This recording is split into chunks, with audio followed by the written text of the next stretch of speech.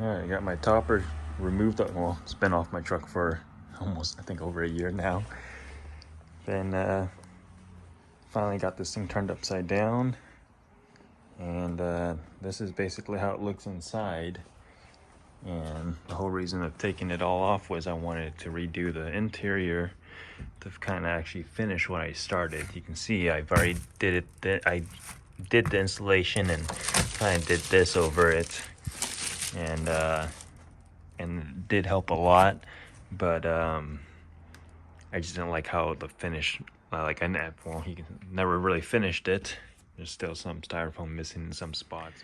All right, this is my 2004 Tundra contractor shell. I think it's made by ARE. It's a D, I think they call it like a DC, what would they call it, DCU or something like that. It is not made for my truck. The problem with the shell, problem with the Tundra is it's hard to, I wanted this specific shell with the side doors. The barn doors was optional, but I do appreciate the barn doors instead of keeping the tailgate. But yeah, this topper was actually from, I think it's Dodge. What does it say right there? Dodge Dakota 2000, was it 7? It's a DCU, and there's the number and everything. The problem with this shell was, lengthwise, it actually is about an inch longer than the tailgate, but it'll still be flush with the back of the tail lights and everything. The only thing is the back of where the tailgate normally shuts on the truck, there's like an inch gap, and I was able to fill it with actually a 2x4, and it made it fill it perfectly. The other issue with this shell from the Dodge is the width-wise. It literally sits on the bed rails of the truck like, I don't know, what is it, like half an inch on each side if you center it. That is definitely not enough support for this. So what I did was, which I'll be showing a video later, is I just bolted 2x4s to the side of the bed. There's a truck there all mess. And that allowed, so the 2x4s bolted to the side rails, and it was flush with the top of the bed rails, and so it kind of extended my bed rails from the factory bed rail plus the 2x4. And then I drilled holes in this and into the 2x4 and bolted this to the 2x4. That allowed this to sit on there. We'll be redoing, and didn't really do a good job sealing it because there was the 2x4s, and I still have the bed caps on there, which I still plan on keeping. I'm just going to buy. I was really budget. It was a really budget build, so I didn't buy the best strips for this. So I plan on buying some nicer strips to seal it. Probably going to redo the 2x4s because I didn't do a really good job on those as well. Yeah, basically overall, just an overhaul of a lot of my do-it-yourself stuff. Now that I've, my budget's increased since, plan on redoing as much as I can, and kind of make it more of a finished product. So goal is to be ripping all this back out. These are all modifications. Go over those later. A lot of stuff in it. Basically, I bought this as a blank shell, bare metal, just just a frame, just a shell, nothing in here. None of this stuff here was here. So I'll be taking all this stuff back out and redoing everything. My end goal is to re-insulate this thing. I'm gonna do the insulation. Probably gonna keep the bubble wrap. I'm gonna fill them into the space, and then I got new foam I bought over here, a lot thicker foam. Hopefully it fills up the gap, and then from there I'm gonna cover it with this I don't know what kind of board this is. It's wood, really thin wood. I think it's like 1/8 inch maybe. I'll put that over, cover that up, and then that's gonna allow me to carpet it. That was my actual end goal, was to carpet this. I wanted it to really carpet finish, because those fiberglass toppers I seen you guys all have, like a carpet finish on the top, and it just looks a lot nicer. So my goal was to do that, have that done with this, and yeah, so and and the reason why I wanted to take it out was the carpet's gonna be glued to the wood here, which that would be screwed into the frame. There's actually rails, you can see there's actual frame inside this thing. That was another main plus I wanted to show, was I wanted a roof rack on top of this, and that allowed me to bolt the roof rack straight to that frame, and I didn't have to worry about it crushing in or nothing like that. Plus the side doors was a plus. Security screens, heavy duty locks on this thing. So yeah, overall is just a more secure shell. And then the glass, I did not care for the glass. I wish that was not there. Can't see out the back anyways. So I might be putting the insulation foam in here and carpeting over all of it, because I like how it's all blacked out in here. I do sleep in the back of the bed. So yeah, hopefully next video would be the next step of this. All right, got the first step was removing that bubble insulation right there. Got that removed, and this is basically what it looks under there. I did have like recessed LED lighting in there. Plan on doing some recessed lighting, but a little differently this time. So yeah, basically I'm just gonna check in on here, do like a video progress as I go. Maybe down the line when I start do more videos, I might set up a tripod and show me working on things in real time with like a time lapse or something. But for now, we'll just be doing little small clips of the progress as I start tearing this thing down. All right, if you guys never seen what one of these shells look like underneath, this is usually how they come unfinished. You see it's got these ribs in here, basically the frame, and those will be coming off. I added those as well extra. There's the barn doors, how it opens. But yeah, that's what it looks like with it all stripped out. There's all the stuff. I'm probably gonna keep those as templates to help me trace out all the new insulation I have that's going back in. All right, so essentially this is how the shell comes, all bare like this. Some of these have options for like cargo boxes and stuff like that. Mine did not, and I probably wouldn't want them anyways. But yeah, this is basically what it looks. It's an aluminum shell, aluminum frame. So the thing is pretty light for what it is. It has glass here and in the back. That does add a little bit of weight. These are pretty video cut off. But yeah, back when I first bought this, it was probably, I was on Craigslist. This is like about 6-7 years ago. Craigslist was probably the only place, only place to look for used products. And I was looking for probably a couple months for one. Found one that actually fits was meant for a Tundra, but they wanted about $1,000 for it, a little more than what my budget allowed at the time. So I kept on waiting, found this one. Guy posted dimensions, and I measured my bed, and it was super close. So I drove to the guy's house. The guy happened to have a forklift. We were to test fit it, and I was like, you know what, it's close enough for it to work. And here we are, 7 years later, $500. Got this shell, and well, at the time, so the way of the shell, I don't know exactly what it is, but at the time I was probably like around 130. I was able to pick this up by myself on my back and get it onto the truck and back off, because it took a couple of test fits to get it to fit with the modifications I had to do to the bed, which I'll show later. But yeah, I mean, overall it's a stronger shell.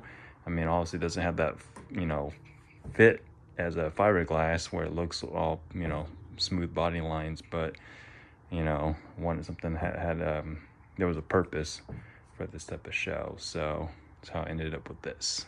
Oh, almost forgot. When I said this was a budget build, I was not joking. So these are fairly cheap switches at the time, still are, but I needed a place to put these switches. And if you peel this back, this piece of plastic, if you know what that is, that's actually a Toyota coolant jug.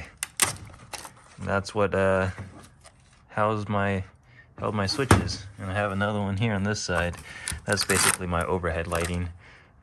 These are the left and right overhead lightings on each side, and then the red ones, there were actually another set of strips that were red LEDs.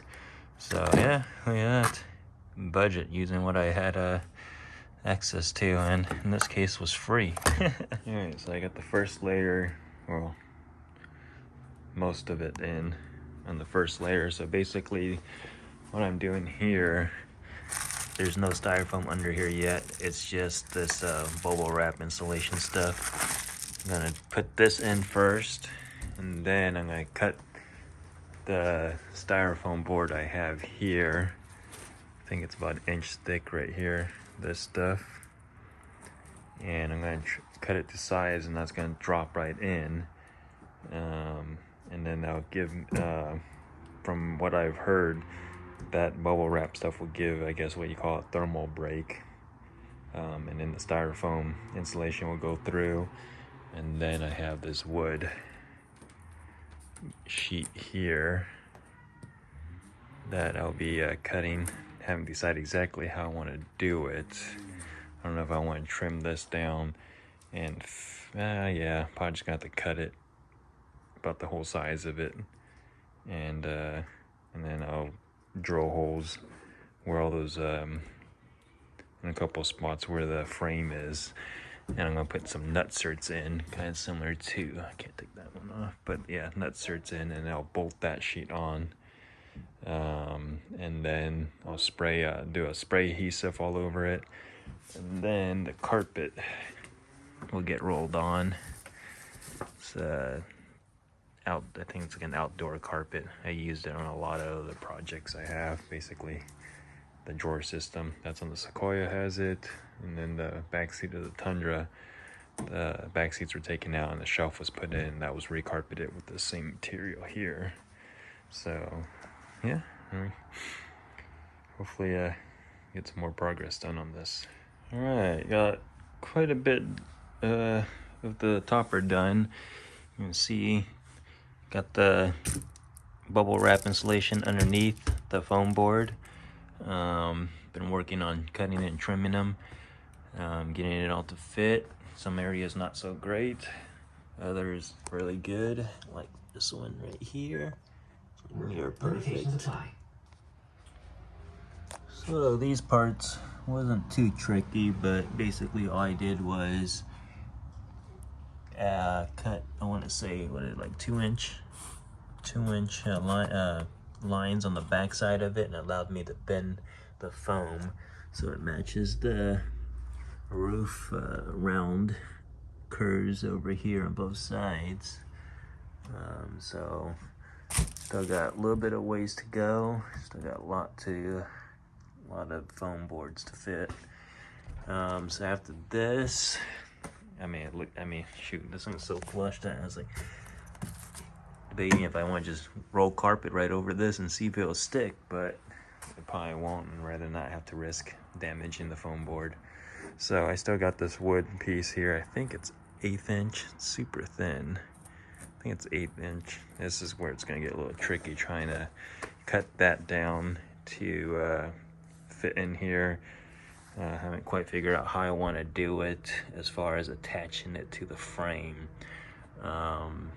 I was thinking of doing rib nuts, because that would be a lot easier. Just get it in place, drill a bunch of holes along the frame, and just rib nut the board on. Just don't know if this can handle the stress of the rib nut, or I'm not rib nut, rivet. Or I can do what I prefer, which is do these, I call them nutserts. Some people call them rib nuts. But basically it allows you to drill a hole and install a threaded nut, I guess, in place, and that'll allow me to bolt the wooden board I plan on using. And main reason why debating if I want to bolt it in is if I ever need to take it down for whatever reason, I don't have to drill out a million rivets. I'd rather unbolt it and bolt it back up. So The only thing is, it's just a long process to drill and then install these. I guess it depends.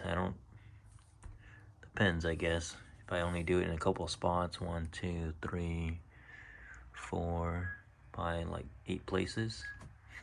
Alright, I got a lot of the foam board put in already. This is probably where I'm gonna end the part 1 of this video, as it's probably gonna be a pretty long overall video of this whole project. It's definitely fun trying to get all these measured out and installed. Learned a lot working with this stuff, a lot easier using a bunch of methods I've seen online. Didn't feel like going out and buying any of it, so all I had was a bunch of razor blades. Ideally, cutting these are 1-inch, so if you could get one of those utility blades that you can adjust the length of the blade, would have probably made this project a lot easier. But since I didn't have one of those, I used what I had. Make sure you have a brand new sharp blade. Basically, you want to start off easy, just kind of go, dig in, not too deep, keep it at an angle, and it'll basically just, give you a nice starting line. And then from there, once that's cut into it, then you can dig deeper into it and then do another line. This will go about, I don't know, maybe 3/4 of the way into the board. And then from there, I was able to just bend the board until it kind of just broke, and they break off fairly clean. Yeah, as you can see, some of them fitted a lot better than others. And the way they built these shelves, they, as you can see, I don't know if you can see it right there, they literally just throw these things together and weld them up. There was literally none of the squares were matching with any of the other squares. So you couldn't just take that, that board and trace it for this side. You can see it's not even square. There's a little gap there, so, all I did was just take a couple measurements and traced it over, cut them out, and made adjustments as needed. But yeah, so far I'm super happy. I like that it's finally flush. The original stuff I had is right there. Like I said, it was a very budget build a long time ago, and these are only, I think, 1/2 inch. And it's very soft. I mean, it still worked. They gave it a lot of insulation. It's got the little reflective stuff on there too. Not that, I don't know if it even makes a difference being inside. But yeah, this stuff held up for a long time, and budget build, so stuff was a lot cheaper. Kind of wish I started with this back then, because this stuff was not cheap. At least, pretty sure these things were probably cheaper back then. So, but yeah, it's getting there. Just gotta do that one over there. I got that one to do, that one. I think I got these in already. I still got the back over here, and these back, and then I still got the doors. I started on one, and then over here, these were fun trying to do. Didn't do that good of a job. Well, right there at the very bottom, there's a slight gap when I did that one. But yeah, I got it in one shot and it fit it right in. This side, now that I knew how much of a radius it needed, I was able to do this side a lot better, and it was a super tight fit. So yeah, there it is. So now I'm debating on how I want to do the wood board that's going to go over, because I need something for the spray adhesive to here too, so I can put the carpet on. I don't know if the carpet will work on this. I don't know if the spray adhesive will actually eat away at this. I can probably test it, but again, all these foam boards are just press fitted, so I do not want the carpet to sag over time. Do not want to take the shell off to do again. Hopefully this is the last time I'll ever have to take the shell off, and that's why I'm spending a little bit more time doing it the way I wanted it done a long time ago. A little bit more finished product, I guess you can say. That's why no one's really seen the back of my shell, just because I didn't like how it was done. It was really budget do-it-yourself. This is still do-it-yourself, but trying to do a little bit more of a finished product at the end. So yeah,